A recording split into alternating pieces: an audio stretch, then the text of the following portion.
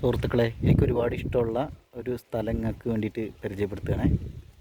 പൂക്കോട്ട് കാവുന്ന് നമ്മൾ കാട്ടുകുളത്തിൻ്റെ അങ്ങോട്ട് കയറുമ്പോൾ ഉള്ള അവിടെയുള്ള സ്ഥലമാണത്.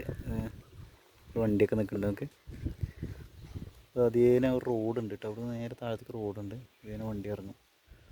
ഇപ്പുറത്ത് നോക്കാം കേട്ടോ, വീട്, പാടം, റോഡ് ഇതിങ്ങനെ പോവും.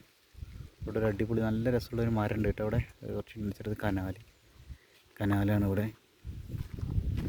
കനാലിൽ ഇടയ്ക്ക് വെള്ളമൊക്കെ വന്നിട്ട് അടിപൊളിയായിരിക്കും കേട്ടോ. അവിടെ വൈകുന്നേര സമയത്ത് ഇവിടെ വന്നിരിക്കും, നല്ല രസമായിരിക്കും. ഇവിടെ ഒരു പ്രത്യേകതരം പുല്ലൊക്കെ ഉണ്ടോ. അപ്പുറത്ത് റോഡുണ്ട്. ഇവിടെ മംഗലാപുരത്തേക്ക് പോകുന്ന റോഡില്ലേ, ആ റോഡാണത്. പൂക്കോട്ട് മംഗലാപുരം പോകുന്ന റോഡില്ല അത്. നല്ല കാറ്റ് വീശുന്നുണ്ട് ഇവിടെ. ഇത് ആലാണ്, ചെറിയൊരു ആലാണ്. ഇതിൻ്റെ വണ്ടി കിടക്കണം. കനാല്,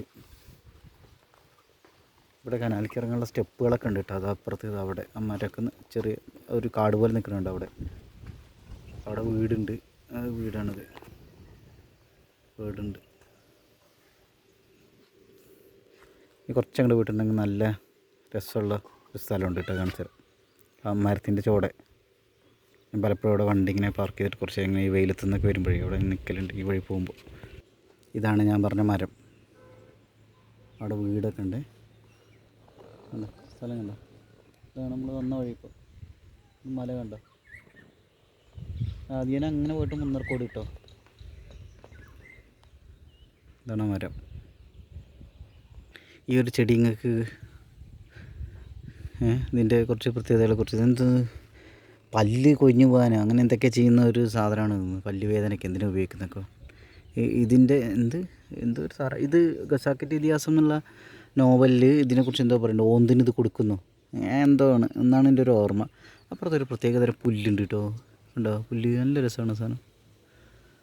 ഇതാണ് മരത്തിൻ്റെ തണലാണ് കേട്ടോ. ഉണ്ടോ മരം ഇങ്ങനെ പടർന്ന് പന്തലിച്ചെടുക്കുകയാണ്. അപ്പുറത്ത് വീടൊക്കെ ഉണ്ട്, നല്ല വലിയ വീടൊക്കെയാണത്.